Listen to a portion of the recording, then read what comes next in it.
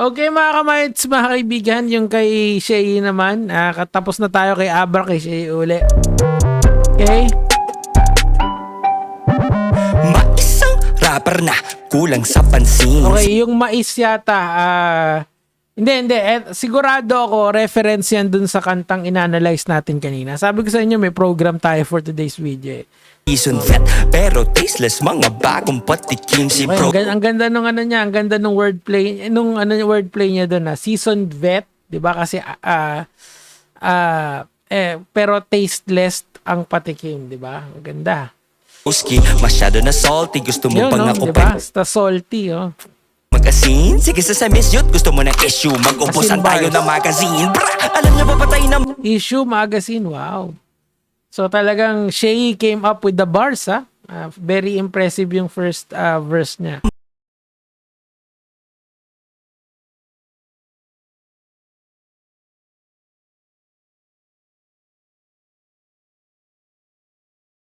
Condolence dun sa nanay ni Shay. maranasan naman na mamas boy na tom bumuko.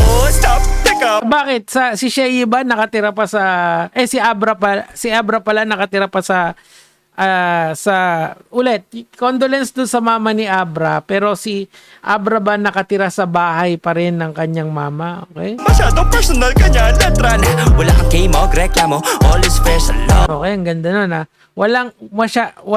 Masyadong personal kanyang letra na wala kang K magreklamo, all is fair in love and gera. Galing, oh. Letra K, very good. Batera, siguro kaya Galing nila ako sumulat, no? mamakol sa eksena na pasapag tung bumatal mamanilon sa pareho Ay, ito yung PSP reference to, di ba? lumaban sa stage pero yung isang cancer hindi na Tarantado. Ang sakit nun. Parehas lumaban sa stage pero yung nanay niya sa cancer. Ow. nakuha sa pera.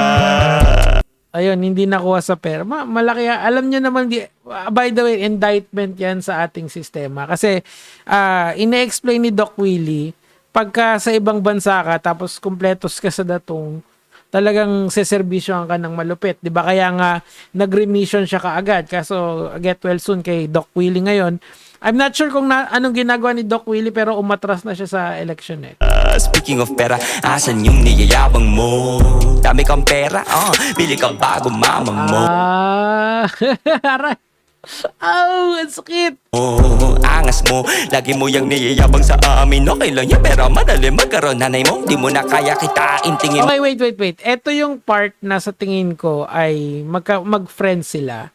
Kasi mukhang siguro, ano naman pag nagsusulat ka kasi, you take inspiration from a figure na gagawin mong topic, right? So, nung mga unang version ko ng YouTube ko, I also write, parang rundown nung sasabihin ko. Ngayon kasi medyo freestyle na lang eh.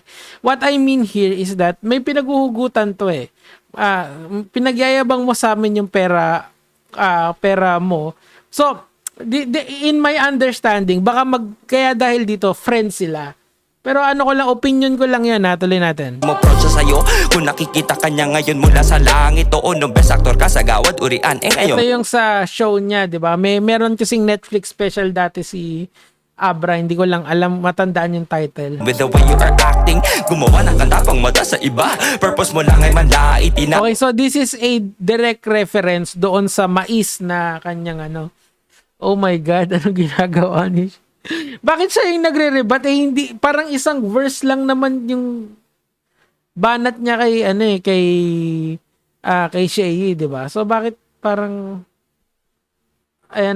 parang binabawi niya si Easy Meal at saka ang SB19, right? Kasi nabasa ko sa comment section kanina na yung honcho pala ay kay Easy Meal. Easy Meal reference on, hindi SB19, di ba? Hindi honcho ng XB, okay? Asar mo pababa ko dati, mas mababa ka pa pala sa akin. Tinawag mo yung isang parking boy, karir mo ngayon nakastuck na sa parking. Ano yan? Ano yata yan eh? Parang isa buhay reference yan, di ba? Ang lalim naman nun, Jay. 12 years in the making. Mas bagay MMD kasi sa channel mo, siya ang nag-direct na traffic. Wala ka. Wait, I think pinuhunanan ng kasi ito another isa buhay reference to kay Shay, di ba? Kasi isang pinagtanggol ni Shay kay Pistolero noon, yung pagiging yung pagpa-fund nung magulang ni Abra dun sa kanyang career, or yung pagpa-fund sa career niya sa nag-direct ng traffic, 'di ba? Kasi nga yung success ni Abra is partly because of the funding ng magulang, 'di ba? Ano bang ibang maitapik? Yung babarahan pasabog ni gamit. Kawawa nanay mo, batang kanyang inire. Irrelevant na sa kung panika. Kakasaad tooth, hindi ko gets yun Anong ibig sabihin nun? Tulungan niyo ako. Okay, tuloy natin. Nino na sumasabi, you lost it nung bumitaw siya sa kapit. Kung kani-kanino ka sumasabit yun. Kung kani-kanino sumasawsaw. Talking to her will make you happy. Sige, may tuturo ako na magic. Pero hindi to sombrerong may rabbit. Lubid at tupuan kailangan natin isabit. Ay, nako. Ano yan suicide reference. Sa taas, gawin mong kuntas. Yung sila bigla mo sipain. Ito yung minsan na ang So, yung unang verse ni Shay, basically, is dinidis niya yung namatay na nanay.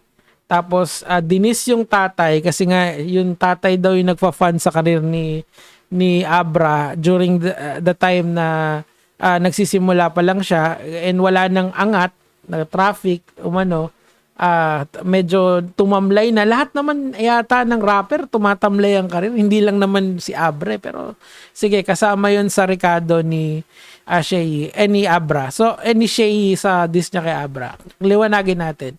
Tapos, ang punchline niya, sige, pakamatay ka na lang, tarantado. sinapit Okay. ng MC, hindi kasalanan ni Ari. Ang minsan, ito yung minsan na ito yung minsang sinapit ng MC ay hindi kasalanan ni Ari. Gamo. Gamoy, gusto ng liwanag kaso sa apoy. Kanang lumapit kung tukwa sa Kasi nga, 'di ba sa flip top siguro maraming call out. So doon nagsisimula yung mga beef. Ito, nagsimula si Abra ng beef outside of flip top. Tama ba ako? I don't know, hindi ko sure pero yan in my experience dito sa pagko-content ng mga rappers, usually kasi yung mga beef nagsisimula sa call out, right? No. Namunila pag mungawit, gumaan sana, bitbit mo pa sakit. Odo kahit buhos mo puso mo sa beat, di na siya magkaka-heartbeat. Patay na daw yung career, grabe. Tapos yung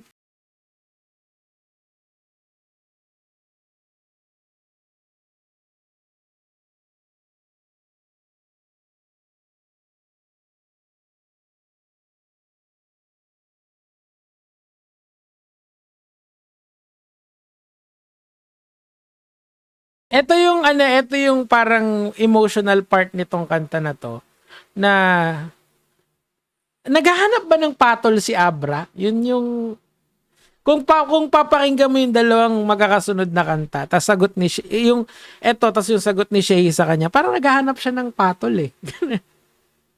Well, go, good luck. Tuloy.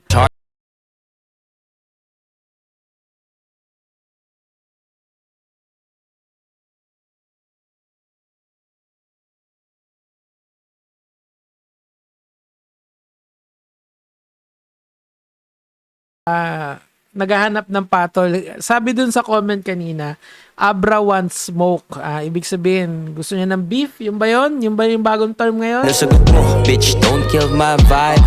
You've become Minessage siya ba si Abra? Yung ba yun? 'Di ba? Paano kung hindi niya trip yung bago mong style? kumusta?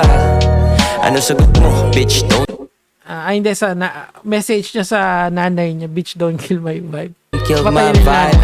You've become bitter, naging kupal. Para sa atensyon, wala na Okay, so call out sa pagiging kupal ni Abra. kasing nagmamahal. Kaya ganun, wala kang Kasi nga naman, bakit nga ididi si Easy Meal at saka ang SB19? SB19, medyo maintindihan ko in the sense na kung gusto mo ng anong tawag dito, ng engagement. Ginagawa din namin yun dati particularly ako, sa what is this band? BTS, 'di ba? Kasi pag sinabi mong BTS bayot, susugurin ka na ng Purple Army. Pero ngayon kasi parang matanda na ako para doon. Parang gusto ko na lang mag-enjoy dito sa YouTube pagdating sa mga ganitong klaseng topic. And to express my opinion in a positive way. Okay? Asawa, walang anak, girlfriend, di pa ata nagkakaroon. Nanay mo lang, source mo ng genuine love, nawala ba yun? Putang ina naman. Iba naman yung, ano yun, di ba may types of love? Yung agape, romance. Iba yung sa ano sa pagmamahal ng magulang eh. Hindi ko alam may jowa ba si Shay? Si Abra? Parang hindi yata Parang hindi yata masyadong clear sa akin yon. Pero eto, dig yata ito kay Abre. Itong nakikita nyo yung GIF sa gilid. Kasi nga kasal na si Shay.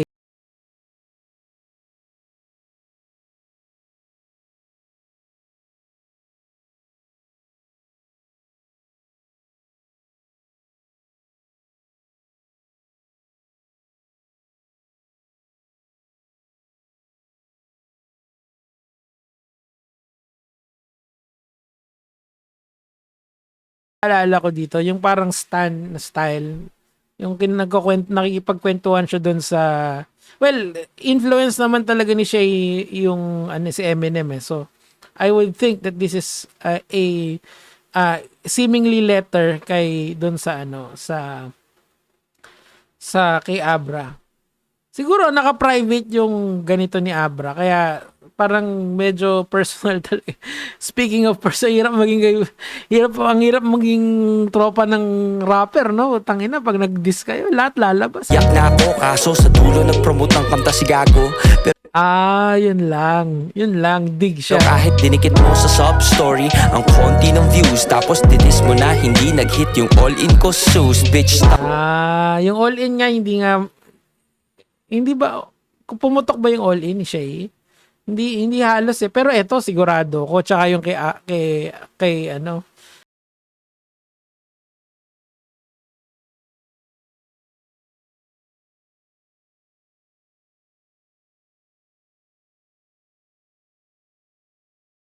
Aubrey yata parang kay Saito yan nang galing eh. Nung araw pa yan, puki ng ina. Almost 15 years, di ba puta? Ka ng inay, Grabe yung kalkalan nila sa buhay. Di mo tangin. matagal na siyang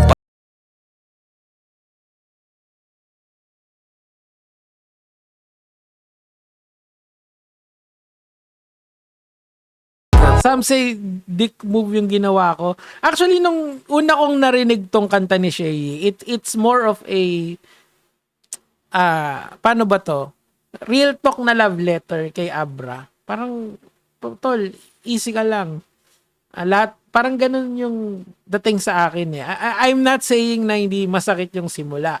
Pero yung etong part na stand part niya, it seems like a letter to a friend. Ganun ko siya nararamdaman. Parang, why are you going to the path of destruction, my friend? Parang ganun eh. Sige, tangin na, pakakaldagan kita. Pero, alam mo yun, yung ganun yung vibe eh. purpose is to heal like a medic sa tulako. Exactly. My purpose is to heal like a medic sa tulako. Hindi ko kabisado to, baka sabihin nyo, dinadaya ako to. Nung nakikinig lang ako, nung natatalo ako sa Dota, pinakikinggan ko to.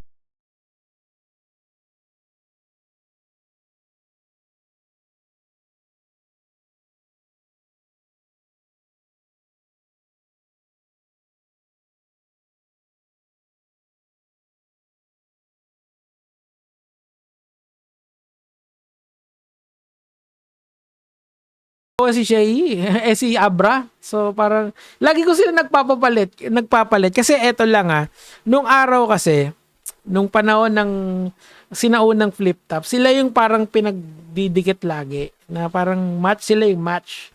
Kasi parehas maputi, parehas konyo, parehas galing sa exclusive school.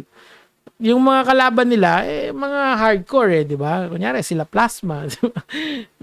At silang dalawa, they stand out not because, well, they are talented rappers, don't get me wrong. Pero, in a sea of talented people, yun yung na-highlight sa kanila. Kasi nga normal na yung magagaling sa flip-top mag-rap di ba?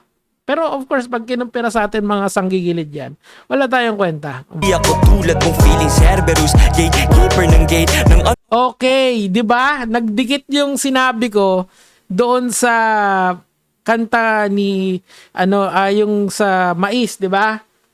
Yan yun eh. Yun yung initial, yun yung pinaka-meaning nun eh. Gatekeeping kasi. And Cerberus, yan yung Abra, Looney, tsaka Apex. Diba? Nung araw pa yan eh. Putsang tagal na yan ah. Diba? So, I guess, it all interconnects. O, tuloy. Underworld banning normies sa hip-hop estate. Ayan o, diba? Yun, kaso dig din to kay kay sa SB19 eh. Kasi they think SB19 is as normies. Okay, magaling sila kumanta. I don't know kung sa standards nila magaling sila mag-rap. Of course, sa ating mga normies, magaling na yon. Kasi, or marunong na yon at least, 'di ba? Kung si Looney 9 or 10, si Josh 6, 'di ba? Eh hindi natin alam yung scale nila, 'di ba? Kala ko maalam ka sa myths ng Greeks, but you ain't. Judy ni Cerberus ay stop the ones who flee or escape. Kala ko ay to stop the ones who flee or escape. Walang tatakas. So this is a analogy to the great words of Francis M. na sa lahat ng malawak ang mundo ng hip-hop, lahat tayo kasya. Okay? Not decide who can enter, leave it to fate, and di lahat for the culture. Some just wants to be entertained. Exactly. Kaya yung mga normies na fans ng SB19, that's the reason why. Kaya nagra-rap yung mga yon, di ba? At paki mo kung fans nila'y underage, ganun ka din naman. Stop acting na hindi ka relate. Oh my God, he went there. Pinagtatanggol niya siya. Ang grabe naman. Feeling savior, kesyo raps in a ridiculous state. Sabay kanta niya ang laman ng IDs at complaints. Where's the... Oh my God. This is such a... Ito hindi ko pa naririnig yung kay Abra ng buo ng ganito. Pero this is such a meaningful song so far. Okay.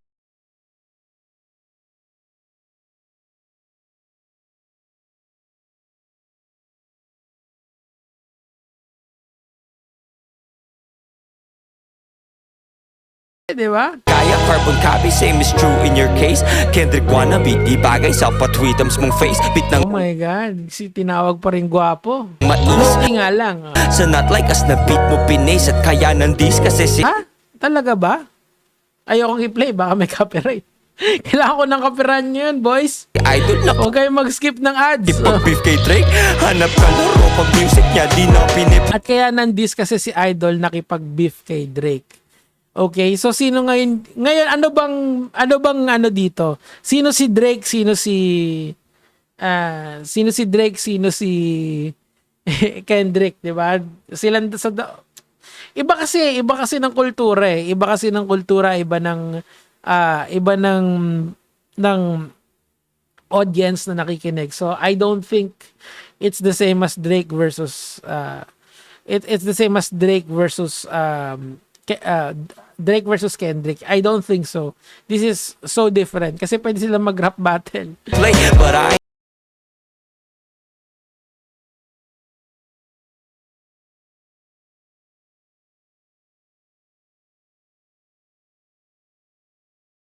Kinikilig ako. Shit! Kung matuloy yan. Tangina, manonood daw ng live niyan talaga. Putang inang yan.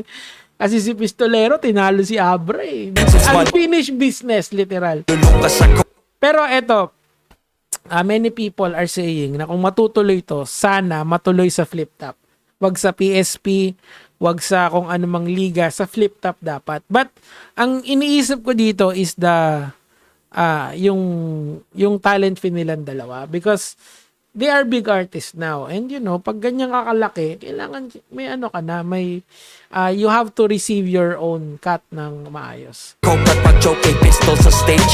Mga Tang ina pare, hinugot pa niya yung pagchachoke ni Abra kay Pistol. atik yung haters are now singing my praise cause I raised the bar unlike you sa pop group Nung araw kasi, si Shay, one of the most hated rappers yan. Parang, yung mga kaibigan ko din na nakikinig ng Flip Top, pag kay Shay, na-overrated sila. Pero, as an artist kasi, nag-grow ka, and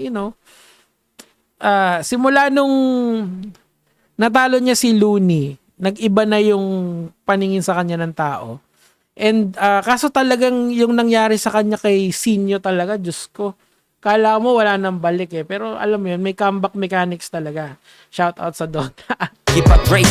By the way, ang hina ng disc kong aking error rate out of 100. Ayan, out ang hina nung di. Maybe mga 8. Yung accusation mo sa cover art, fatal mistake. Ang peko'y wanderer above the sea of fuck. 1818 pinain. Hindi ko to alam. Hindi ko to alam. Accusation mo sa cover art, fatal mistake. Hindi ko to alam. Porket nakatalikod doon na Ayun, best friend forever. Grabe yung gip, oh.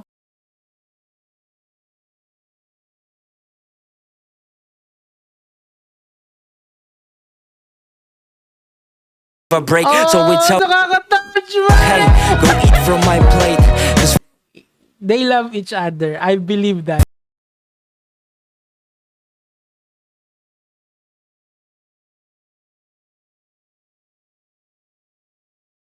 Ayos yun ah.